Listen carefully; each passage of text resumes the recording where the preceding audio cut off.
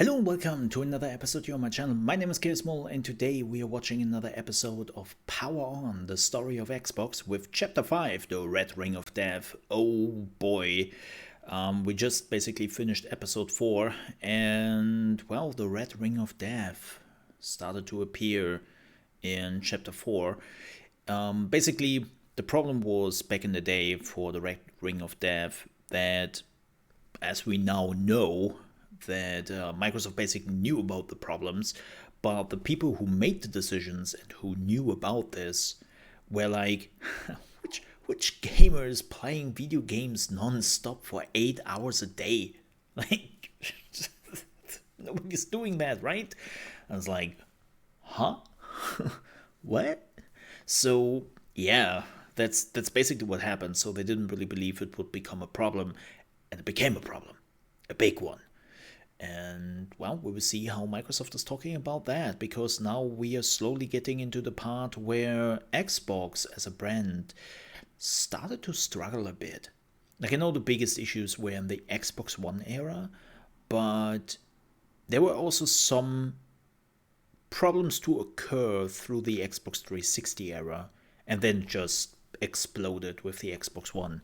But without that, let's just jump into it and see how it goes, shall we? There's a new contender in the video game wars. Xbox is going to be the future. Let's watch truly the this. future of video games. I'm really curious what they have to say about this. Limitless, connected digital entertainment. I still believe that was a bad thing.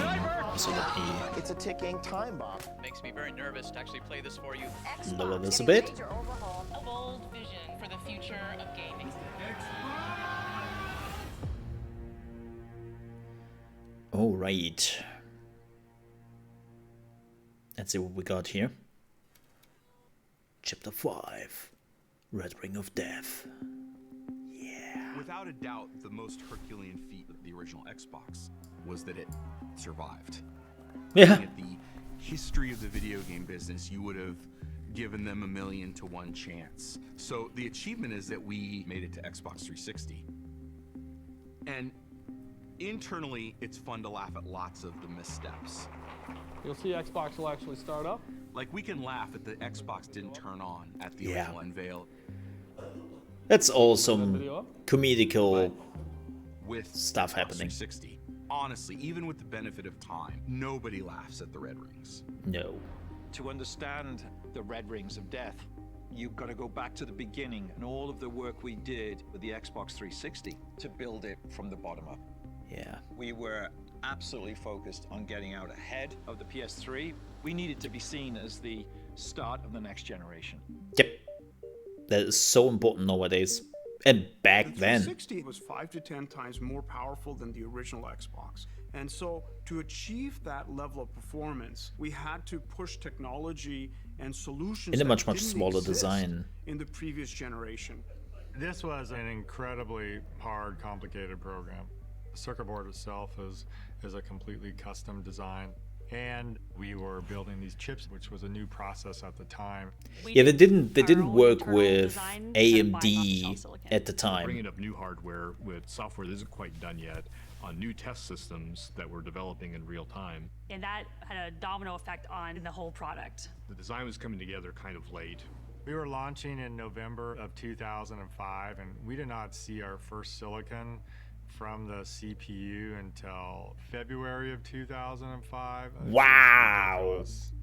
That's 9 months before launch. That is an absurdly short time That's frame. not good. The normal time frame would probably be like 2 years. And so Yeah. we're faced with finishing the design and wrapping our production lines at the same time. We wanted to launch it worldwide so everybody had it at the same time. But that's a big challenge because you also need to have enough units to restock in retail so that the countries you do launch in And aren't logistics. out of inventory. We need to get our yields up, and so we're cranking up production. At the highest manufacturing output, I remember hearing numbers like a console would come off the line every 4 seconds. Crazy. But as we're ramping production, we start to see reports of these issues that were coming up. Lots of inconsistencies. Consoles would fail at test stations.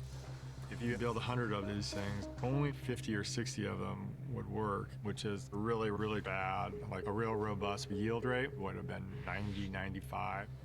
Yeah. This was the fog of war that we had to see through, and that was, is there something wrong with the design of the product, or are we testing it incorrectly? Because we were trying to ship in high volume, there wasn't much time to think about it because there was so much to be done. One way of dealing with the failed consoles was to put them into these nice boxes and stack them so that you would get back to them at some future point in time. In a way, we were kicking the can down the road a little bit. We're developing what we call a bone pile. At the height, we created a bone pile that was over 600,000 units deep. And so it's just like the Lucille Ball episode where the chocolates are coming off the conveyor belt, and they're coming off so fast that they can't do anything with them. That's exactly what was going on. Yeah, some slip The thing through. about building consoles is Christmas doesn't change. So your Yeah. schedule is paramount, and there's just so much pressure to get it done by November.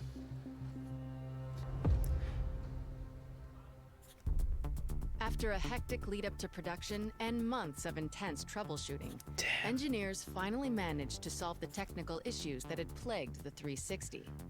As consoles started to pass QC, the team was finally able to chip away at the bone pile in an effort to meet the demand, which, at the time of launch, was ravenous. Yeah. So here is ready for Xbox 360. Like, it's a bit similar to today. Like, the demand is still high. But these gamers don't care. They've been out here in the rain since early this morning, and they're not leaving until they get an Xbox 360. But this time they just don't When the Xbox 360 have enough launched, silicon there was a to produce it. palpable excitement for this console. Chipsets, Xbox 360 not silicon. finally got out of your dreams and into your car. Microsoft had their Semantics. fingers firmly on the pulse of what gamers were expecting, and they clearly had a vision of what gaming would be for the future. We got in with something that was unique and revolutionary, a gorgeous design of the concave elements of the 360. It really felt, in some ways, that Xbox And then you had also found out actually just years arrived. later This new world that of the online, white this would new world turn of social engagement, this new world of yellow. building communities. Well, kinda-ish. We at Microsoft had absolutely nailed that experience. The demand was really, really high. We were selling every single unit that we could ship into the market. Now, I know there are a lot of fans out there that want a 360. There's a shortage out there. You know, is that a marketing strategy, or can you not produce enough? What's the real story on that? We are making as many as we can, 24 hours a day, 7 days a week. We're flying them in. Ultimately, we got through our challenges of production, and we just need to be able to catch up. By hitting the market a full year Very, before very PlayStation different 3, actually to Xbox nowadays. 360 had a head start on the competition. Yep, But that was the head Sony start was they still needed. the undisputed industry giant, and they had every intention of keeping it that way. It was the year after we shipped, when PS3 was coming out. We were paranoid. Sony had such credibility that they had cultivated from the PlayStation 1 to A the year PlayStation 2. later, So I they were remember riding that. on this tidal wave of success and goodwill from gamers. Coming off the PlayStation 2, Sony had done everything right, the most successful platform in game industry history, and really just needed to stay to the playbook. In contrast they to that, didn't. just witnessed Microsoft coming to market at the right price a year 400 before bucks. you're able to come to market. So you know you're facing formidable competition. PlayStation 3 Oh, is God. the best of breed computer entertainment platform. I remember this press PlayStation 3 conference. was positioned as a premium product from the get-go. This was going to play games, but it would also play Blu-ray discs. So it was seen more as kind of an entertainment machine. We knew they were going to be... And then they said, they literally sat on stage with the head of Japan at PlayStation. If the PlayStation 3 is too expensive for you, get a second job.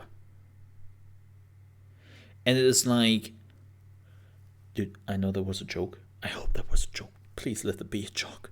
But you don't say that on a press conference. No. Don't. somewhat arrogant. The next generation doesn't start until we say it does. And they would price their console to where they felt they needed to have it because they felt that they were untouchable.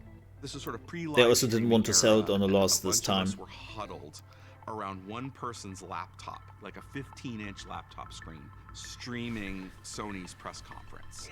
And then they dropped the price.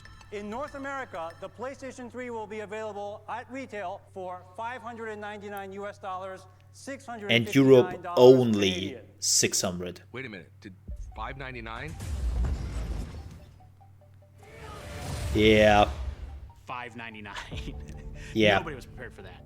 Back then, consoles didn't launch at those kind of price points. It was like, holy cow, we just got handed this generation. We were high-fiving each other, people were crying. Yep.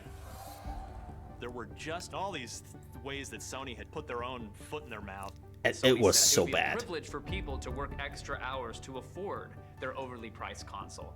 You have an over-engineered machine that's going to be incredibly expensive to manufacture. And that opened a window for Microsoft to be able to sort of say, hey, like, we have a... That was the problem. The PlayStation 3 was an incredible powerful console.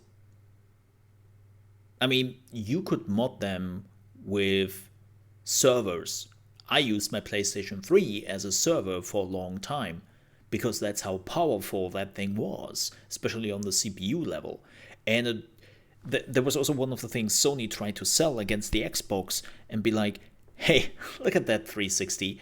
We have so much more computing power and just so much raw energy behind our console. We would just whoop Microsoft's ass with this.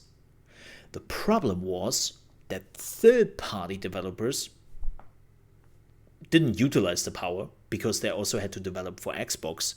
So, given, like, they didn't do that, and even the PlayStation exclusives couldn't really utilize it because, as it turns out, the whole software and API running in the background was not really capable of utilizing it. Plus, Sony, who was absolutely paranoid when it came to the PlayStation 2 and piracy, like, let's be honest here, nearly everyone had a pirated, like, or piracy-ready PlayStation 2 at home. But they were so paranoid about this that they even used part of the hardware and their processing power for DRM. So they took actually the extra raw power the PlayStation 3 had and put that into DRM to protect their copyright stuff. It's like, yeah, plus the price tag. Great system that's going to play all the games you want to play. We've got better online. Yeah. Thank you very much, and have a great show. Becoming CEO right after the launch of PlayStation 3 was like being made captain of the Titanic right after it hit the iceberg. Yeah. I feel still sorry for that man. And he changed PlayStation very quickly because of all the problems. Like, he was the right man. Oh. After Sony's announcement, we could not wait to get on stage the next day. Couldn't be more excited to be here because we're delivering the next generation Yeah. of gaming right here and right now, with titles that are nothing short of spectacular. Yeah. We had a lot of PlayStation fans and even Nintendo fans who were coming to Xbox because we had the best games, we had the best system, we had the best online network. We led in every aspect. With the help of our incredible partners, we're delivering on that vision with Xbox 360. This was such an easy press with conference. A high-definition gaming experience more powerful than anything else in the industry. Yeah, we were riding high, we were celebrating. I'd say the morale is extremely high. And we had so much pride in this product. Everything was great. And then the storm hit. Before launch, engineers had worked around the clock to fix 360's early technical issues. But by June 2006, there were reports of an entirely new, never-before-seen problem. Distress calls flooded into Redmond. Something had gone terribly wrong. It was in the forums, and I started to notice that something wasn't right. There was a lot of chatter about console failures. Dude, what?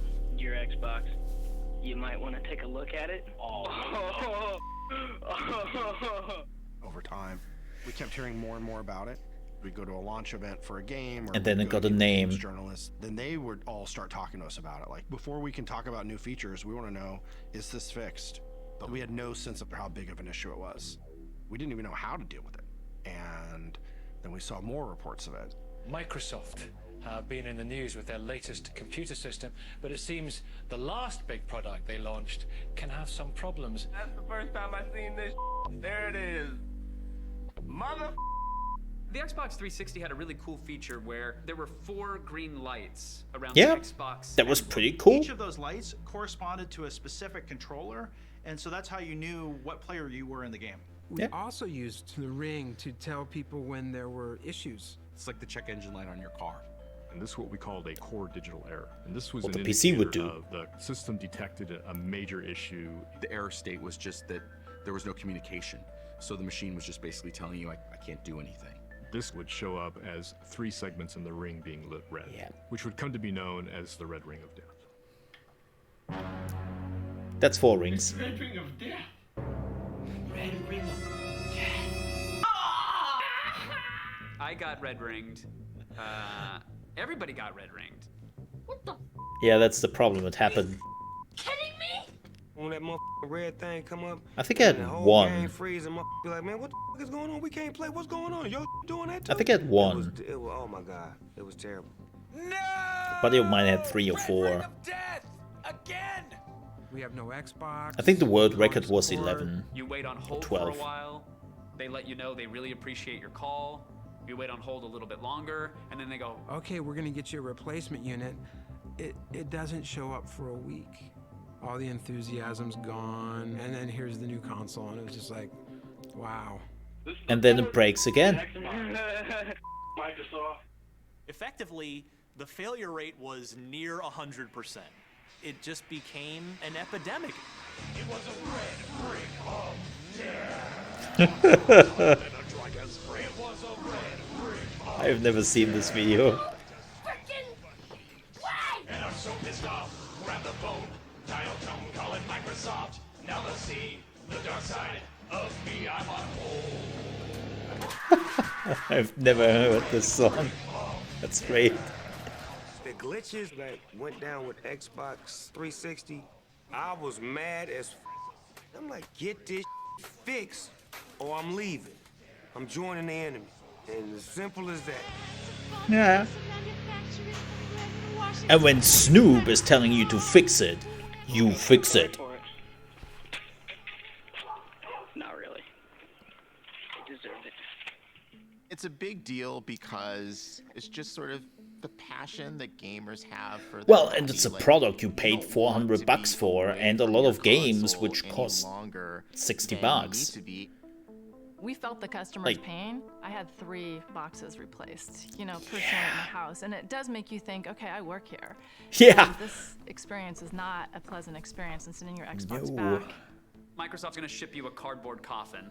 And that's what gamers were calling them online. Did your cardboard coffin arrive? I finally got my coffin, but hopefully I'll get him back. And you'd put your 360 in it and ship it on back to Microsoft. I remember going out to the curb and like meeting the UPS guy and looking in the back of the UPS truck and seeing wall to wall, Xbox returns. And then the question came out, did you mod your Xbox 360? People and Microsoft was shipping a lot of hardware. That just combined to this feeling that My little hey, brother like, did it? Are you guys really taking this seriously? They're continuing to sell defective hardware. So a consumer could walk into the store today, buy a 360, take it home. Oh god. and Yeah, it's a this ticking also, time I bomb. saw those videos of people literally Is just, there any speculation out there what it's happening There's a live. lot of speculation, but because, well, among other things, there are 500 million transistors and 1,700 parts in each of these boxes, so the speculation could go anywhere. Whenever we had new game launches or new system updates, I would be out meeting with the top games journalists, showing them all the new stuff. And I'm trying to sell them on the future, and they're like, dude, my console's not working. Like, it's broken. For those who have experienced Yeah. the flashing red lights, what causes this exactly? That's kind of part of the problem, Kevin. Microsoft has been very vague about the specific causes. They won't cite any specifics. They won't say exactly why. We didn't have all the answers at that time. We were trying to figure this out. Do we have a heat problem? Is the solder in key components in the motherboard, is it cracking up and drying out and we're losing that connection? We just couldn't figure it out. It's a long process. You had to test it at the board level. I don't actually you had know to what test the it exact at the problem was. System level, and then you had to test it in the rack level. And we had, almost 1 million of them sitting in our bone pile. We'd fix the ones in the bone pile, we'd send it back out to the customer, and it turns out that wasn't the problem, and it would break again. And I'm saying, man, this is not going to end. After the third or the fourth issue that we ran into, I remember thinking, hey, maybe we're in over our heads. When we got to the point where we said, we're not figuring this out fast enough, we made the call to shut down production. Yeah. Oh yeah, there was a shortage in production then for a while. We wanted to figure out how to solve it before we built any more units to go to customers. I remember this. Stretched every bit of our imagination. This was pretty big back for the day. Going on and how to fix the problem. This went on for months. And Sony still couldn't capitalize on that, crazy enough. Are people going to now go out and buy PlayStation or Nintendo? Are they going to leave us as a brand? Every day you weren't gaming was a bad day for you. You trusted us and you'd invested this money in us, and we let you down. Not gonna work. Till the PlayStation 3, the small version came out. People use phrases like you figure out what people are made of. Having gone through it, I can actually say that happens. It's a thing. It isn't just a phrase. Todd had to manage the very complex process of what we call root causing until we knew what was going on. 2006, 2007. I dedicated a lot of my life to this Xbox in order to fix this problem.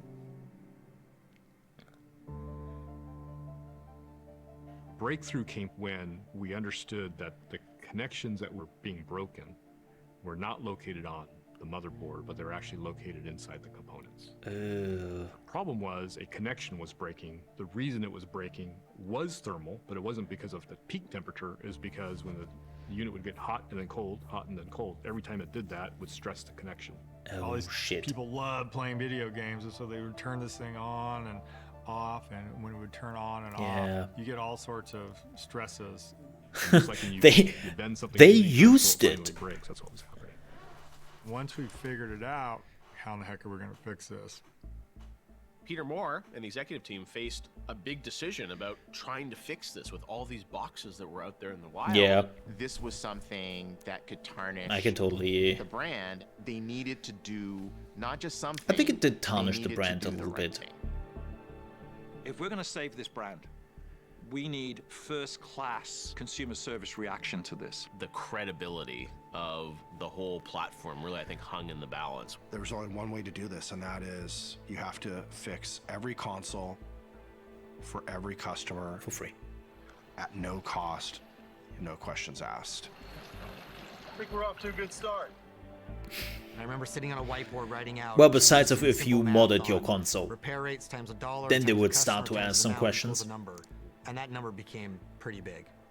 And I remember feeling in my stomach this is going to be a bigger issue than I thought. By the time we looked at the cost of repairs, the lost sales that we factored in, we had a $1.15 billion problem.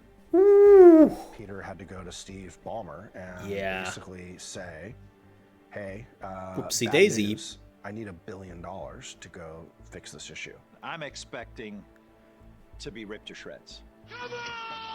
Yes, Steve Ballmer It is. is a make or break situation for Xbox. If Steve Ballmer does not give Peter Moore the money to go fix it, Xbox is dead. Like, there's probably no question about it. To the credit of Steve, and I can still see him looking at me right now, he said, do it.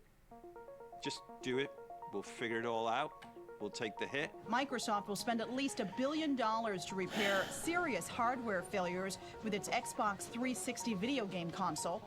Over 200 million of this was simply one-way overnight shipping around the world. Kudos to Microsoft for stepping up and putting their money where the red ring of death was. And then they bought times when I've been Minecraft proudest for to be part of 3.2 Microsoft, billion. Because we made a mistake, we owned it, and we did the right thing for consumers. Without Which that money spent, worked without out them taking the problem head on, pretty well. There's probably no Xbox right now. We bet on our fans and our brand. That they'll come back from that. Take that hit once, do it right. Don't ever regret it. And don't do it ever again.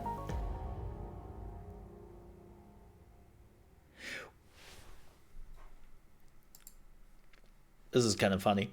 Microsoft extended the warranty on all Xbox 360 consoles from 1 year to 3 years.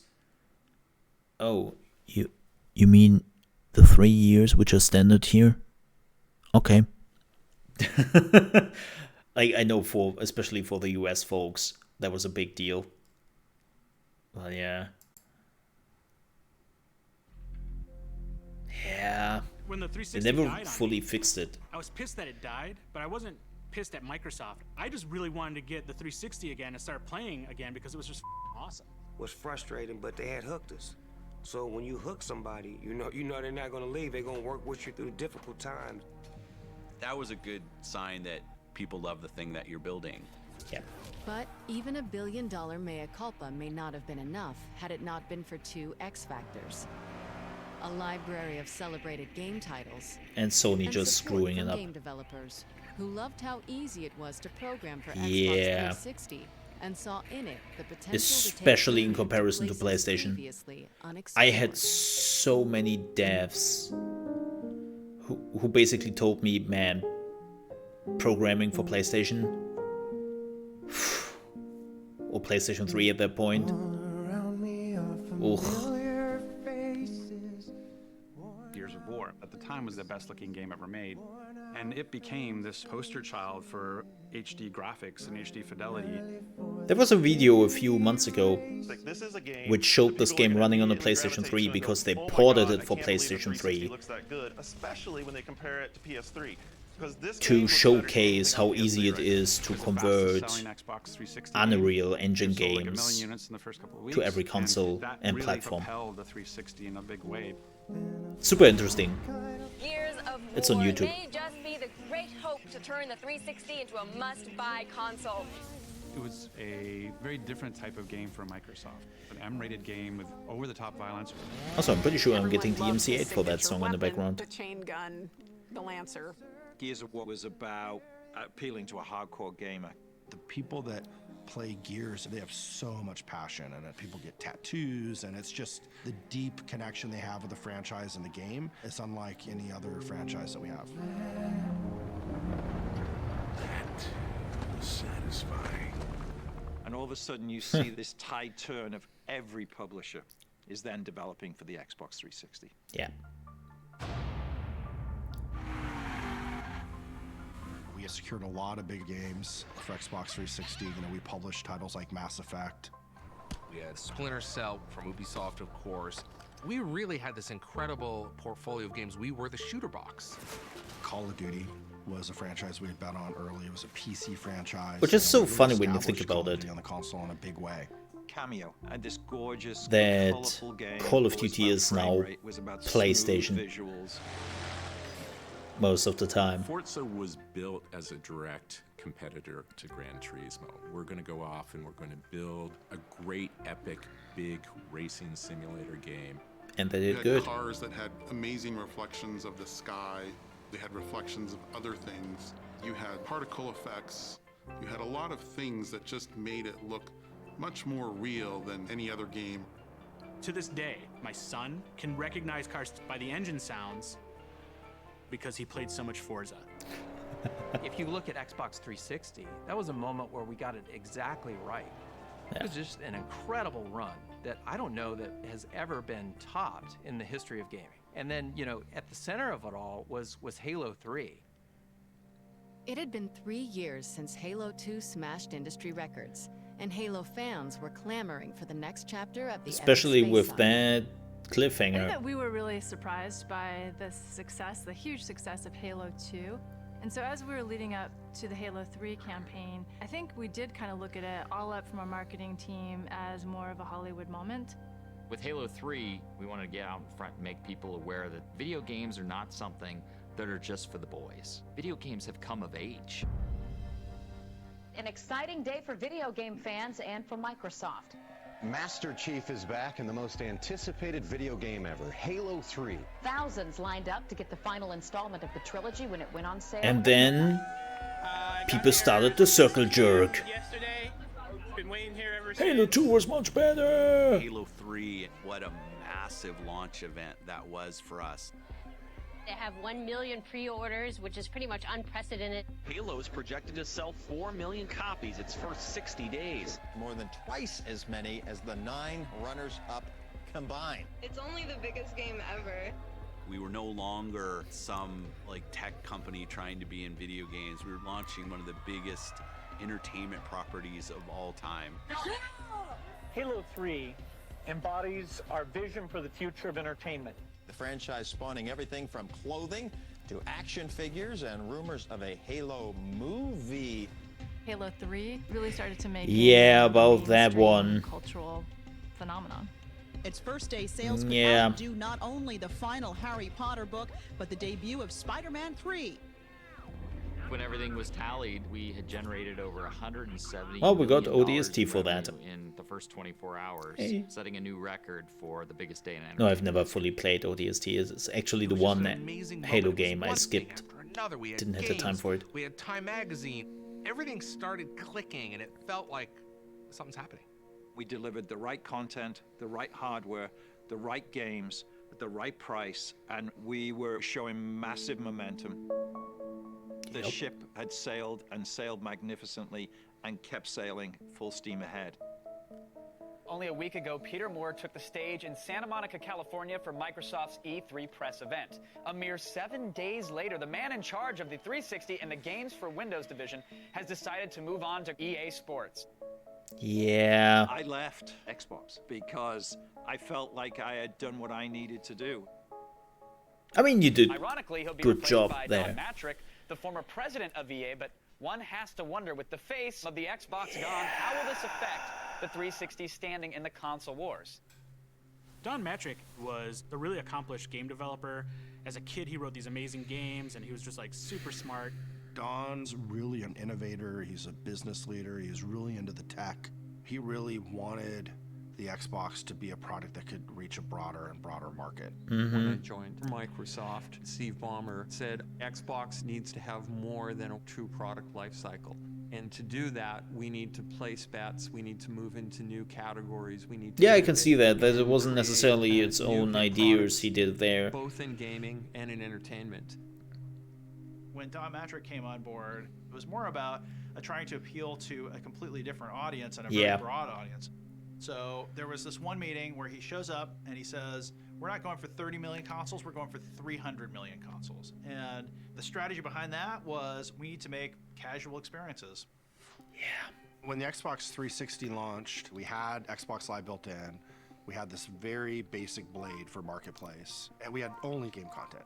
One of the things that I've been tasked to do was go get us some entertainment content, which was an entirely new idea of the time. We started doing deals with studios. We were excited when we had 1 movie and then 2 movies and 5 movies and 10 movies. Microsoft's Xbox will transform into a next-generation entertainment hub. Users will be able to navigate through music, movies, television shows.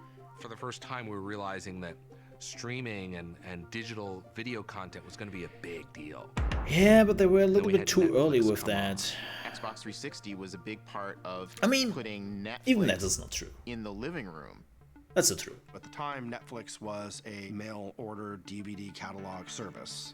Nationally, Netflix like it was owns more okay than to have that 1.5 on, million DVDs a but with day. Xbox on, or with Xbox One, they were like forsaking that a bit. Yeah, it's next day delivery.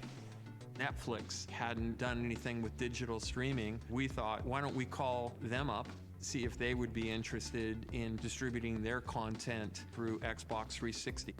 We definitely accelerated their growth because we introduced them to tens of millions of devices that were connected to a TV overnight. It's a great opportunity for Xbox members to never leave the sofa. You know, watch movies from Netflix, play great games. It's a great platform. And it's like, what should we do next? Well, we brought HBO, we brought Twitter, we brought Facebook. Today, that may not seem that revolutionary, but at the time, the idea to be able to do that all in one box had just never been done before. Yeah. Our Xbox Live community, the digital streaming services. I'm pretty sure they would talk about this. But the problem was, as I said, like when they introduced the Xbox One then, was they completely focused on the entertainment side. And they basically ignored gamers. They were like, yeah, of course, everybody knows that you can play games on Xbox. Duh. We don't have to tell that people anymore. Like, they just expect that we have the games. And they just expect us to do what we did before, right? The reality, though, was people didn't expect that. Because the industry was changing, so a lot of people had doubts about what Microsoft and even Sony is doing next. And Sony was waiting patiently. Good for them. And then Microsoft basically did what Sony did with the PlayStation 3 era. They were kind of cocky. They were a bit arrogant here. They thought they could just move on. Like, gamers is just a portfolio they have now under the wraps. And they don't really have to care for that anymore. Like, it still would happen. Gaming would still be a big deal of Xbox, but it isn't something they really wanted to talk about. They wanted to talk about the things which are completely new and which they have to talk more about. But when you are introducing a new console, people don't want to see your NHL, NFL, NBA, and whatnot, your FIFA. People want to see the next big blockbusters, and they want to see them now. And then John Metrick had an interview with Jeff Keighley where he said, and I'm pretty sure we will see it here because it is an iconic thing to say, when they also announced that you basically need a permanent internet connection to run the Xbox One. Like, think about that. Permanent internet to run your console. And he was asked, like, what is with the people who don't have that luxury, who don't have a permanent internet connection, who don't have that broadband connection yet?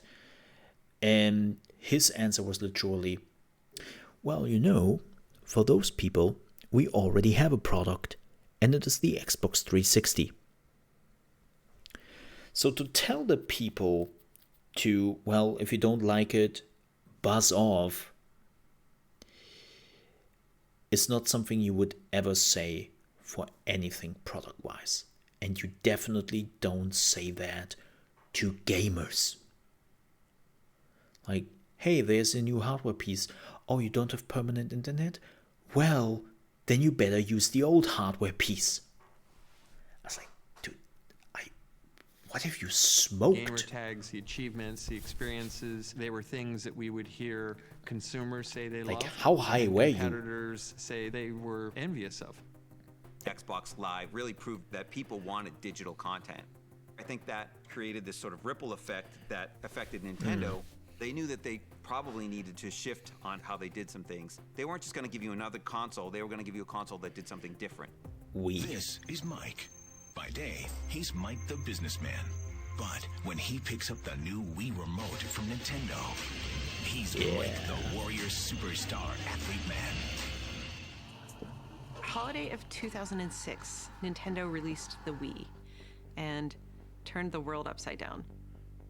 Yep. We're confident because for Hey, Richie! games, there's nothing like it. For baseball, for tennis, games like that, it's God, fantastic. you look so young. But with the nunchuck, what you're able to do in a first-person type of game is It was the excuse for people to also work out. Nintendo came out of left field with a device that wasn't based on technology. It was based on a simple entertainment experience of being able to play a game without being a button masher on a controller.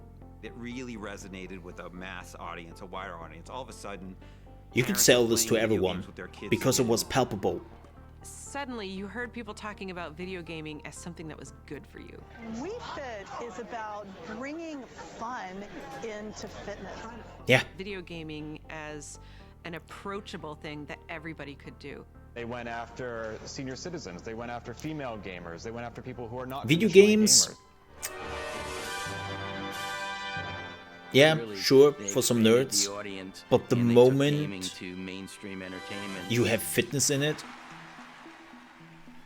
everyone could relate to Remember that. Bill putting a lot of pressure on the Xbox leadership team. How did we miss motion gaming? What can we do to catch up? We need to compete. We need to advance our game strategy. We don't want to do a Wiimote ripoff. We want to do our own thing. Don also had this vision for controller-free gaming.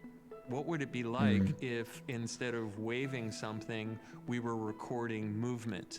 We were recording state of people physically through a camera. The controller, he thought, was this impediment to more people playing games because you had to kind of learn this device.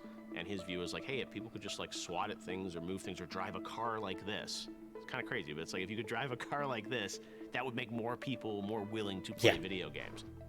We set out to really make the console approachable to a whole new generation of people, to a whole new set of people that wouldn't otherwise think about gaming as something that it was for them.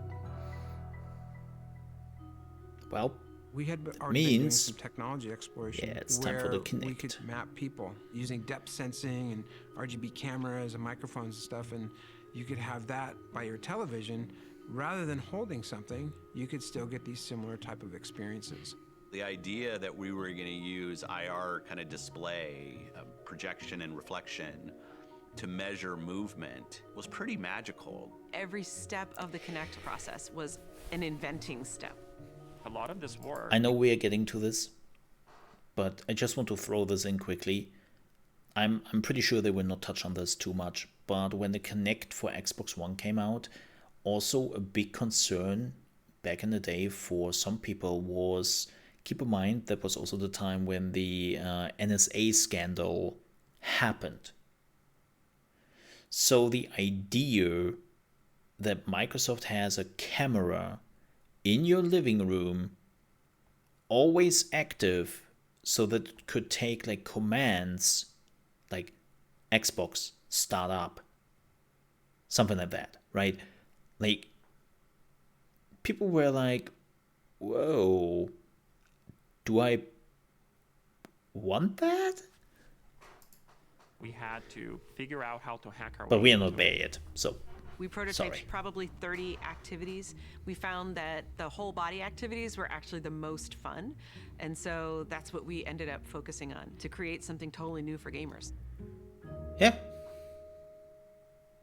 And then they tried to do more gaming with it.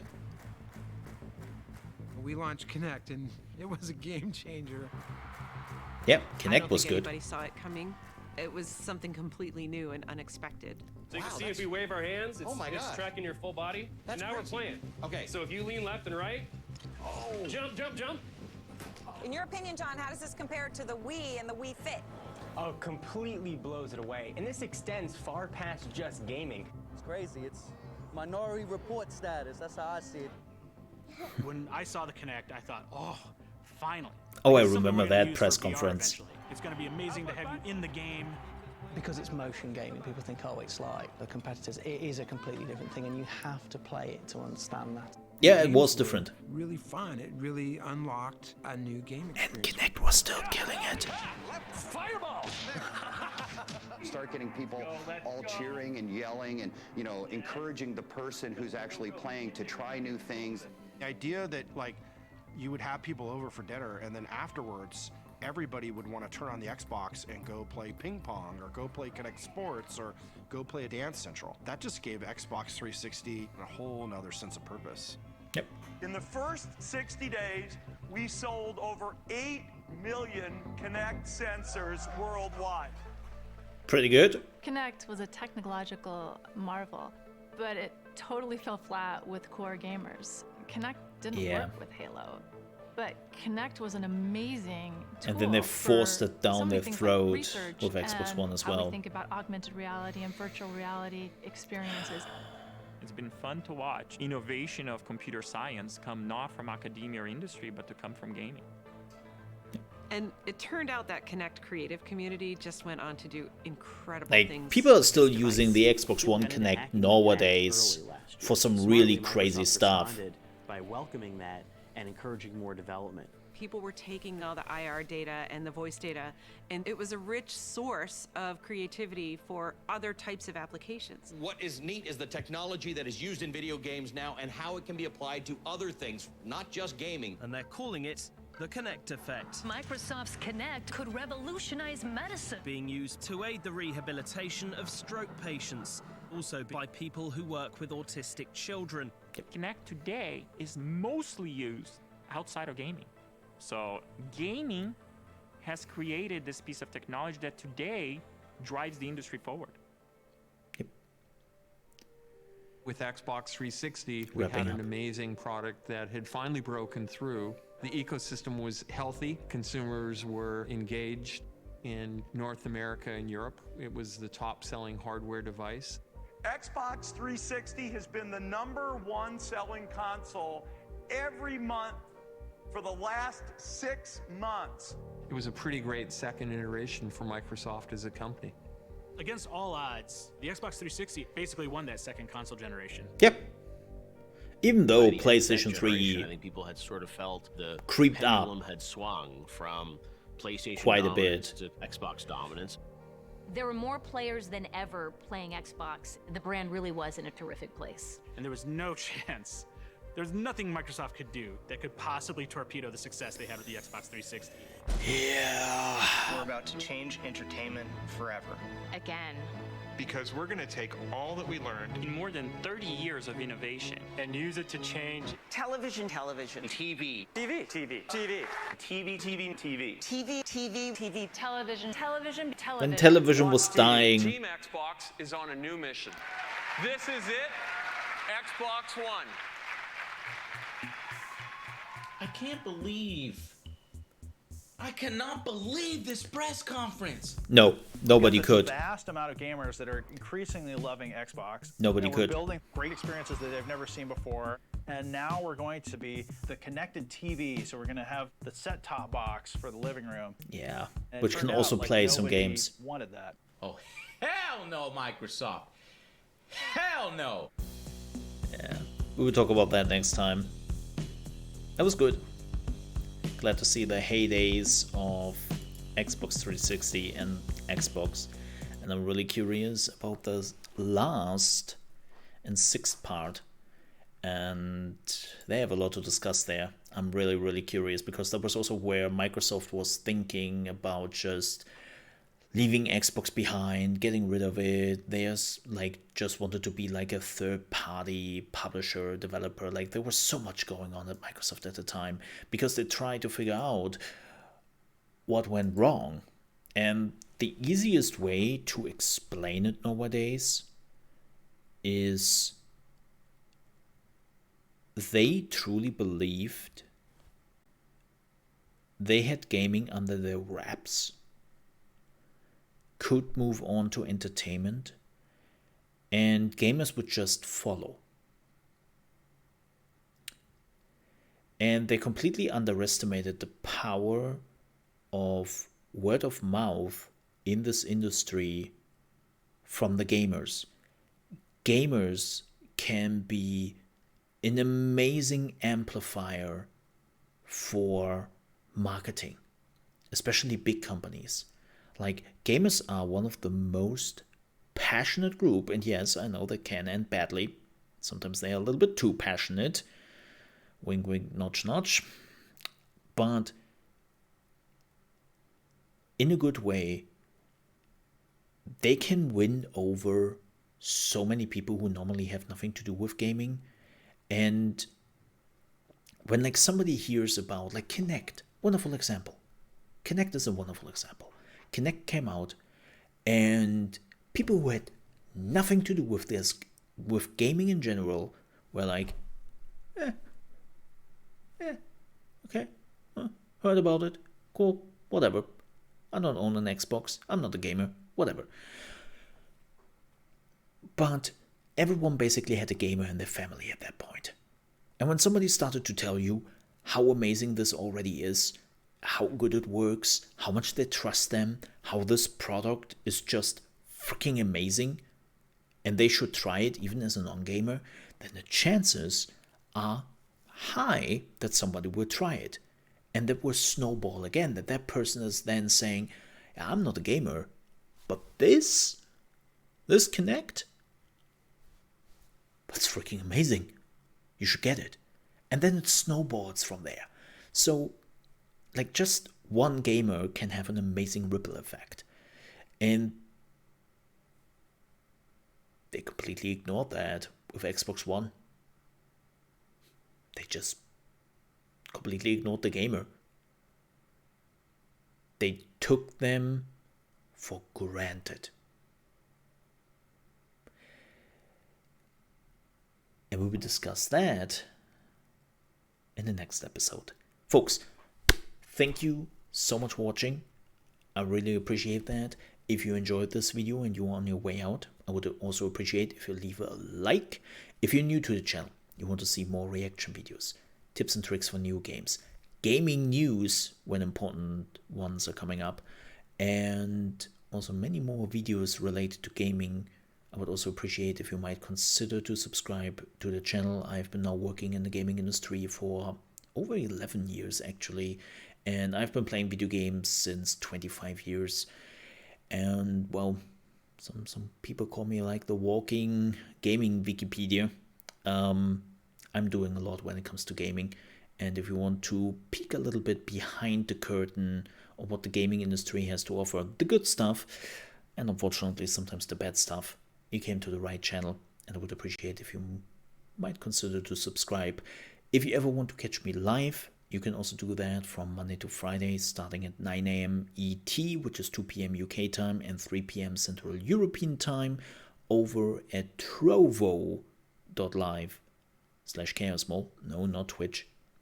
Not streaming on Twitch, even though I'm a Twitch partner, but I'm not streaming over there. And you can find the link also in the video description if you want to check us out. With that said, thank you so much for watching. I will see you next time. Stay safe.